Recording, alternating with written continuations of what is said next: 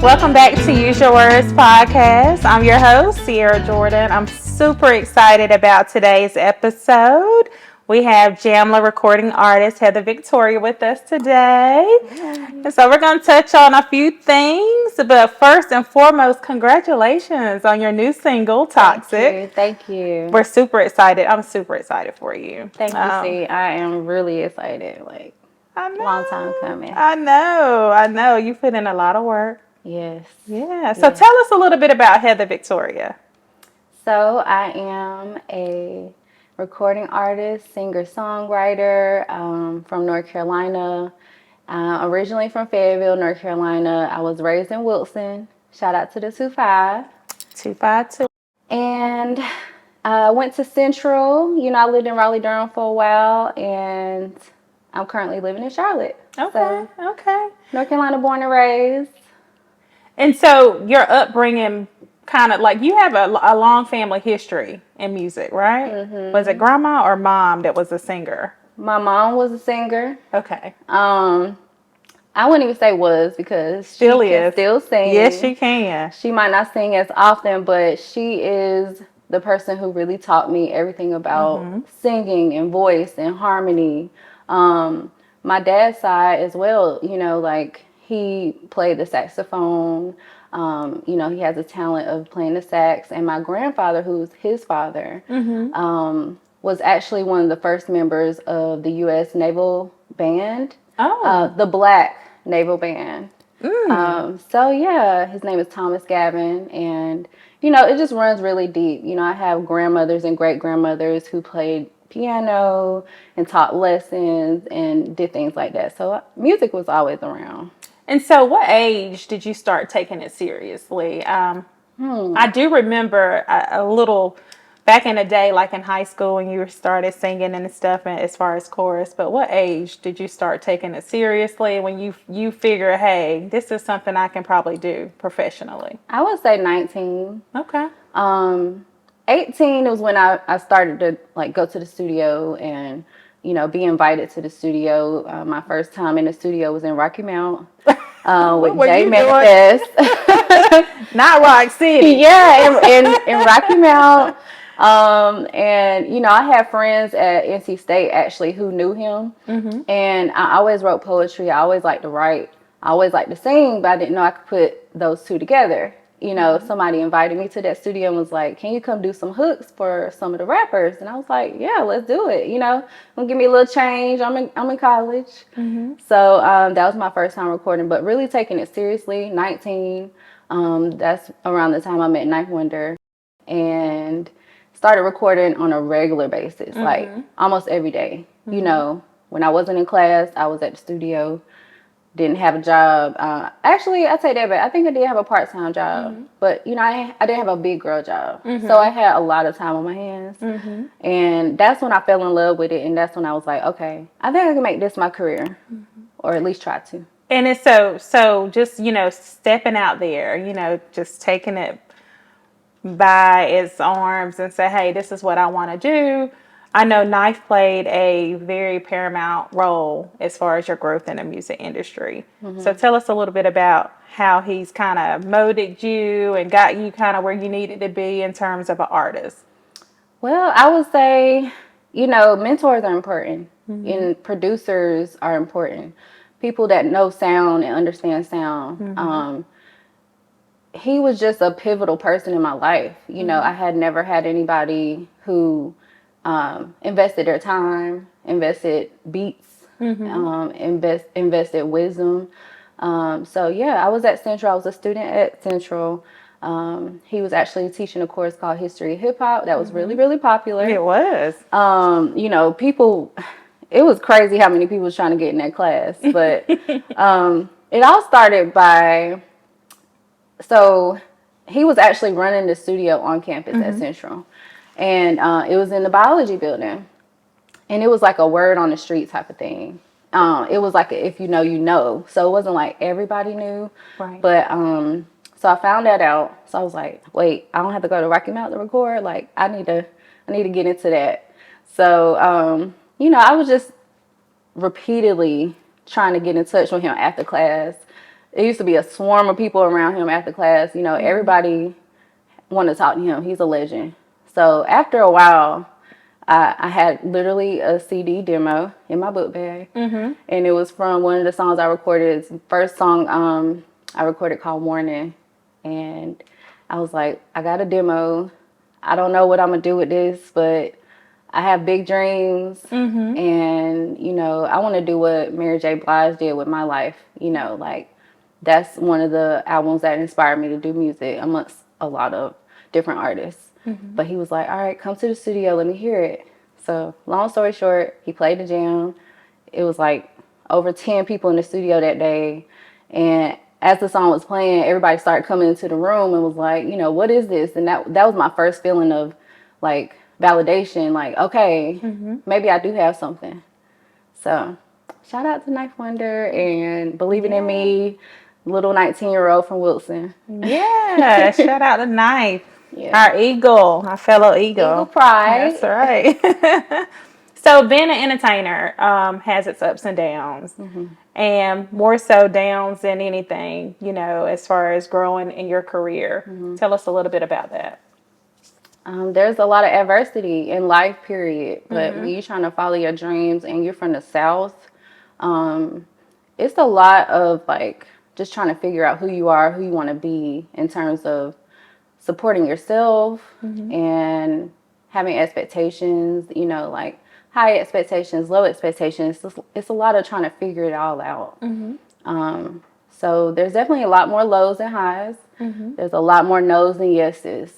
And when you have 100 no's, I've learned that there's always going to be that one yes that can change your life. That's right. So, you know, it used to really get to me when I would have so many no's and people who might look over me and not even see my talent as enough for being, you know, worth investing in. But I was like, you know, you can't take no for an answer. Right. And you got to keep grinding, especially if this is your purpose and this is what fulfills you.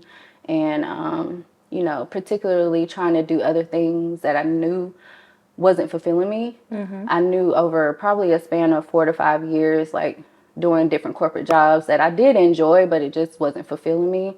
I knew I had to get back to it some kind of way. So, full time. So working out in corporate America, it's not for me either. No, Lord forgive me. I thank you for all of the opportunities you have put in front of me currently, but I do know God is working on the exit plan right now. So no, I'm laughing about it, but I'm dead serious. And you deserve it. Absolutely. Especially when you're a boss and you're a real hustler and you got that hustle in you. I think if you're a real hustler, you can do it. Yeah. Well, I'm super proud of you, and I'm so proud of the fact that, you know, sometimes we look at artists and you guys are here on a pedestal, but we don't talk a lot about mental health. We don't talk a lot about the things that you guys go through, the different adversities you face and that sort of thing. And I know there's been a time in your career where you felt like, you know, am I worth it? Or should I continue? What, you know, you question things and that sort of thing. Tell us a little bit about how you got back to your self-worth and knowing your value in the industry and you pushed through all of that. Well, I would say, you know, it was a long journey. Let's just say that. It's a lot of like just trying to find the light at the end of the tunnel, especially in your 20s. Like in your 20s, it's so much that you're trying to figure out about yourself anyway. So when you're trying to do that and navigate a career in something like music, it's just really hard. So for me, you know, between 19 and 26, no, let me say 19, between 19 and 22, that's when I was doing music full time. And like, I'm still in college, you know, I don't really have that many responsibilities. I finished college and it was like, as you know, when you walk that stage, or if you don't finish college and you go out there in the real world, it hits like a ton of bricks. Right. It really does. So, you know, just trying to navigate dating the wrong folk. Oh, we're going to talk about that. Okay. Well, I'll say that for later. Yes, we're going to talk about that. Yeah. But, you know, just trying to figure out who you are. you know, my mom was like, you need to move home and do your music full time. And I think that if I can go back, I would have, right? But I was so much concerned with trying to keep up with the Joneses, trying to keep up with my classmates. You know, you see your peers having internships and they doing good and they doing this and they doing that. It's like, dang, what am I doing? I don't want to just move home with my mom. You know, like, it's like when you're young, you care about stuff like that. But as you get older, that goes out the window. Like, you just start to care more about what your purpose is. So I did a lot of like people pleasing and just working jobs that didn't fulfill me just so I could have my own place. You know, just trying to figure it out. But by 26, I was like, all right, I can't do this no more. I have to do music full time. I know it's my calling. I'm going to sacrifice my lifestyle. You know, I think because I'm such a hustler, it was so hard for me because I started working at 15. And I always wanted to work. I always wanted a job. And for me to go home and do music full time and not be working and just trying to figure it out, it was hard, but I did it. And that was like the first step towards success. Yeah. And I think that is so important, you know, the fact that you're transparent about your journey. You know, a lot of times I feel like artists are not transparent about it. And I think people feel like, hey, I can make a song and I got, for instance, listen, Pound Town. I just got onto Pound Town probably about 2 weeks. Don't judge me. That's my jam, y'all. But listen, I just started listening to her and I'm like, yo, if she can make a song like, I can make a song like, but I need to do something like Pound Town. But anywho, maybe I'll become an artist. I don't know yet. It ain't for everybody.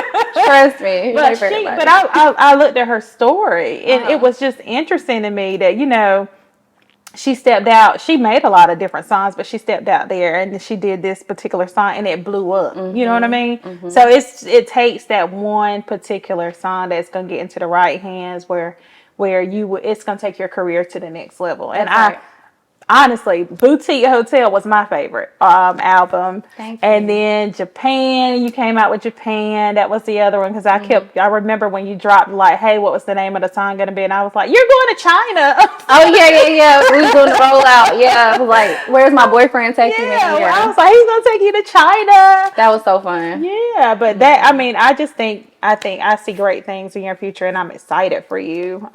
So I'm happy that you're transparent about your journey and you're pushing through, you know, everything that comes in your way. And, you know, as Black women, we got to uplift each other. We got to celebrate each other as well. Yes. You know, so I'm super excited about what's going on in your life right now. Thank you. But let's talk about dating. Oh, my goodness. Okay. Dating in our 30s. Yeah. Let's talk about it, girl. Let's talk about Sip it. I need something a little bit stronger. How's dating going? I'm single. Okay. I've been single for a while. I'm just enjoying life. I spent most of my 20s with a man. You know, I had a couple different relationships, a situationship as well. That girl, I might need some. You know, so right now I'm just like really locked in on myself. I spend a lot of time, years worth of time, just giving myself. You know, thinking that having a man or a situation or just somebody to talk to or love on me was fulfilling enough. Like I needed it. And I mean, I feel like everybody deserves love as long as it's real and as long as it's worth your time and as long as it's going somewhere. You know, sometimes we get caught up in just the feeling and having someone as a companion when it's really not the best match for you and it's not aligning with who you are and your soul and your future. So, honey, when I turned 30, all of that went out the window. As far as like just feeling like I needed that to validate me, even if it wasn't fulfilling me. I just was like, I need a relationship. I just need a man. No, not and focused on that. That is so important. I think a lot of times as women, we look for having that mate, having that companionship. And that's what validates us. And then when we're past 35, and for instance, I'm past 35 and I'm single. And Okay. I'm single and I'm happy, and content of where I am right now. I have been single and unhappy, but I'm content where I am. That's And good. the biggest thing is too, I'm not desperate. Yeah. Certain things I can't negotiate on. If you can't offer me certain things or you can't reciprocate what I'm reciprocating, you're not for me. Right. And it's the biggest thing, like for now, I have a friend, and the biggest thing is when they're not doing that, being able to walk away, and that's hard. Walking away after you are connected and you've been dealing with somebody for a while, it's hard. But you know what I was thinking about?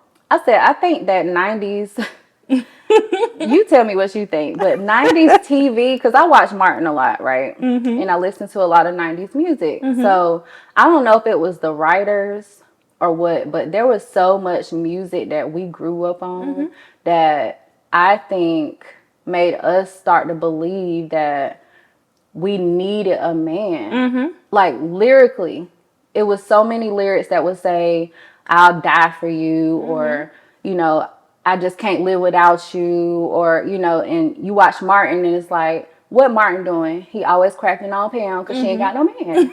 Right? Yep.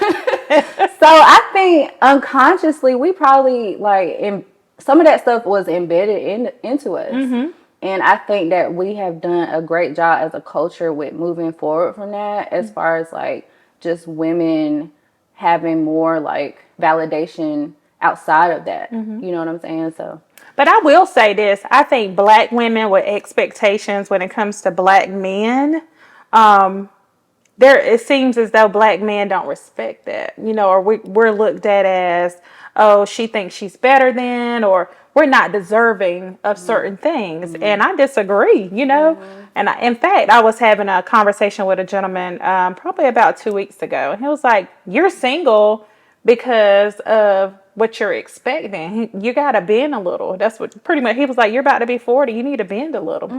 So I said to him, I said, listen, I understand. I respect your views on things. But no, I'm not negotiating on anything because I know what I can offer an individual that walks in my life today. I know, the Bible said he who finds a wife finds a good thing and obtain favor. I know I'm favor. So I'm going to boss your life up. You ever connect to me in any way, in every area of your life. So certain things I'm just not going to negotiate on. So I just hope women understand that though. yes. And it's I think it's 8 billion people on Earth. Yeah. Just because 100 of y'all ain't really trying to step up to the plate and give me the soft life or do what you're supposed to do and not cheat and not lie and not do stuff like that, y'all don't even know what y'all be missing out on. That's right. Because they don't even understand how much they would get or how much more they would get from a woman who's being treated right, who's being loved on, who's being spoiled, who's, getting all she deserves. It's y'all don't even know what you missing. That's right. That's right. And lately, I've been taking trips by myself. This has been a year where I've been loving Sierra. I'm not my family got upset with me last weekend. I went out of town. I went to Miami by myself. I stayed where I wanted to stay. I ate where I wanted to eat. I didn't have to worry about a man saying, oh, you spent $300 on a meal or you did. Look, no disrespect to them, to the gentlemen out there. But there's a certain lifestyle that I just like to have for myself. I work hard and I'm going to maintain that lifestyle. And I'm not saying a man that walks in my life have to do the same. Right. But what I'm saying is, I'm in a season right now where I'm just living on Sierra. And I'm going to do some things for instance, my best friend, I could talk about my best friend. Nobody else can. But she's the only one that has my location. So she gets on my nerves sometimes. But I do it because it kind of gives her the comfort that I'm okay because I do travel a lot by myself. Right. I love that for you. Yeah, but a lot of people my mom had a fit. They're not feeling this season right now. And the whole thing is, oftentimes think about from a societal perspective. They feel as though you're supposed to wait until you get that man or that companion to be able to travel with. No, there's a lot of things on my bucket list, and if he don't come this year, guess what? I'm going to Greece by myself. I'm going to Paris by myself. God, he will send my husband at some point, but at right now in this stage of my life, I'm not afraid to do things alone. And I think a lot of women that are single, and I encourage you single women to do things alone, so that you can love yourself, so you'll know how, when a man does come into your life, that you're being loved properly. Yes. So that's big. And shout out to let me just say this. Shout out to the black men who are loving on us the way they supposed to be, or the way that we supposed to be loved on, because y'all are out there. I've seen it with my own two eyes. I've dated men who are loving and romantic and just amazing, even though it may or may not have, grown into a full relationship, but I know what that looks like. And I'm not listen. I love my black men, but I'm not opposed to somebody else too. I'm just saying, hey, the dating thing is shifting a little bit. You got your eyes I'm and your heart is open. I'm open to Cody. I'm open to whomever. So I'm I'm just not gonna bank on, if the black man can't step up to the plate and get past, they're intimidated by what I can bring to the table, then guess what? There's other races out there that may be open to that. So we'll leave it at that, because that's a whole different topic. But let's talk a little bit about being toxic. Okay.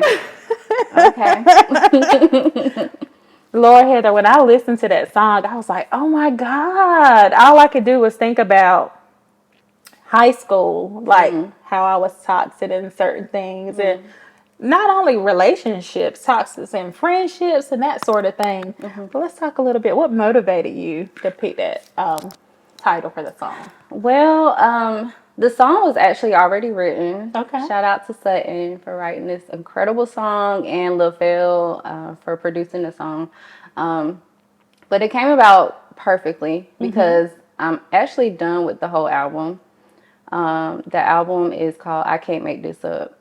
Oh, I can't wait. Yeah. And a lot of it is a testimony to having gone through a toxic relationship and also a situationship with someone. And when you hear the album, you'll see what I mean. But it's very strategic, and we were pretty much done with the album. But LaFell called me one day. He was like, I heard your album, and I think we got a song that would fit perfectly. And I was like, okay. So I came, went to the studio, and they played it for me. I was like, this a hit. This might be something that could go like at the top of the album. You know what I'm saying? Like, to really set it off. So it just fit perfect. It just made sense. It's just so many layers to the song. About how, it's not always the man who's toxic by themselves. Because when you with toxic, it rubs off on you. It does. And you become toxic too, whether you know it or not. And it's unfortunate, but it's true. I'm guilty. So it's like, iron sharpens iron, and toxic make toxic. Okay? Like, it's just no avoiding it. If you in something so long and you dealing with mess, you might get a little toxic too. You might get a little out of character too. So that's how it came about. So like thinking back on that relationship, when you were singing this song, what was your thoughts about who you were in that time frame? Like, girl, what is you doing? Why are you still with this nigga? Why are you still with this man? Like, you're wasting time. This man don't have no future plans for you. That was a situationship. Wishy-washy, just being mistreated, not being valued. And then the person I was actually with, officially, it was a lot of cheating. It was a lot of lying. It was a lot of forgiving. It was a lot of taking back. It was a lot of breaking up. Pack your stuff, get out. 3 days later, you back over there. It's like, you hungry? I'm like, yep. But it's like, after a while, you go back and forth, and you just like, you get tired. You get tired after a while. You get tired of the chaos. And for me, by the time we recorded Toxic, I was single. So I was single as of like pre-pandemic. So during the pandemic, I had a lot of time to sit down, process, think about everything I had been through. a lot of reflection. And that's how I was able to heal, one. And then two, I guess just like say everything on paper and through the music. So a lot of processing. Yeah. Okay. Now, do you feel like an individual, if they were interested in you, like a lot of times, let's be honest, a lot of these men that we date, they're so broken. They're dealing with mommy issues. They got so many traumas that they're not even able to identify. And sometimes they come out when they start to date or in relationships. You feel like the individual that you, say for instance, if a man approached you and he's not healed completely, would you be open to dating him? Because I hear women say, I want my man healed, da da da da da. I'd be open to it, yeah, because I feel like healing, it's like a process that could take many years. Therapy is something new for our community. I wouldn't say brand new, but over the last 10 years, I think it's become more popular. I think it's may or may not be harder for men to be more vulnerable. Even close men in my family, you bring up therapy and it's like, who going to therapy? Well, ain't nothing wrong with me. And it's like, it ain't got to be nothing wrong with you. Like, why don't you just go and just like, have some reflecting, have some professional help, have an opinion that's educated and someone who can really help you work through those things. So I say that to say, I think that we have an opportunity to heal over time. Even after you're in a relationship or you're in a marriage, it's still always going to be something that you might need to unpack. So as long as that person is willing to address the issues that they may or may not have, and they're not mistreating me, and they're a person who wants to be faithful, and our future goals align, I think I'd be open to it. Okay. I agree with that. Because, I was trying to understand. I was wanting to hear a different perspective, just trying to understand why people feel like we have to, present as whole. And that's not always the case in certain situations. There may be something in you that may heal me, and I just think sometimes we have to take advantage of different opportunities when we're connecting to people, even with disconnecting. So, so good. I like that. I like your perspective on things. So tell us a little bit about being an entertainer, dealing with just mental health issues in general. Like, is it hard to step away? Was it hard for you to ever step away and say, I might need to go to therapy, or I might need to have somebody to talk to? Yeah, I would say it is. As much as I'm sitting here talking about therapy, I have not been to therapy. And it's been something that I've really been thinking about doing recently. I thought about doing it during the pandemic, but, we was in the house. I really think it would be best for me to start off and do it in person. So that's why I've been kind of dragging my feet a little bit. But what are your reservations? Just finding the right therapist and thinking about shopping for therapists gives me a little bit of anxiety. Just the idea of sharing and being super vulnerable with someone gives me a little bit of anxiety. But I'm open to it. Okay. And I'm looking forward to it because there are a lot of things to unpack. And even when your life is going well, I think therapy can be good. My mom's a licensed therapist and she's very helpful, but she's still my mom. So, I think it would be best for me to find someone who doesn't know me or, just have a different perspective. So I agree. Now, how do you celebrate your accomplishments? How do I celebrate? Ooh, that's a good one. I probably don't celebrate enough, honestly. But I do like to travel. I haven't traveled as often as I would like because it's a lot of work putting an album together. But I love to travel. I love to spend time with family. We like to go eat. That's what we do. So, I'm a Southern girl. It's simple. I don't really do too much. Yeah. But I look forward to doing more. Okay. All right. And that's what I wanted to hear. But I was going to ask you, how do you take care of yourself? But you went ahead and answered that question. So that took that off for me. Yes. And now, have you been following Use Your Words? I have. Okay. So, in the sense of everything that we've kind of rolled out thus far, how does Heather Victoria use her words and to the world and to your family and to your friends? Well, I'm a spiritual person. I grew up in church, and I love the Lord. Yes, I do. But how do I use my words? I am very, very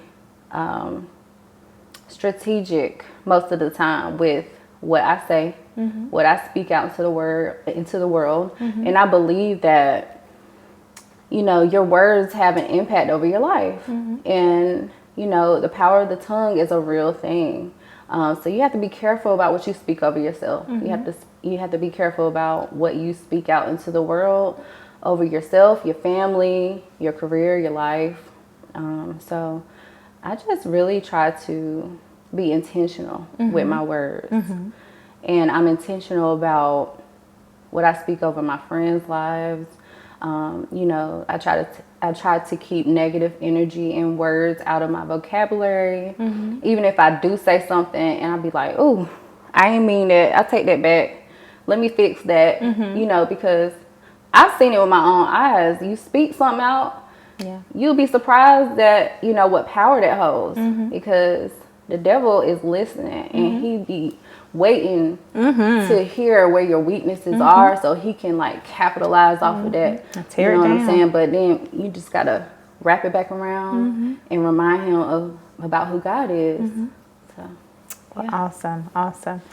So one thing I do want you to share with everybody how to subscribe or download Toxic, and also how to follow you and just kind of stay updated with all the new projects that you have going on and when the album's dropping, because I know you can't share that information, so I'm not even going to ask.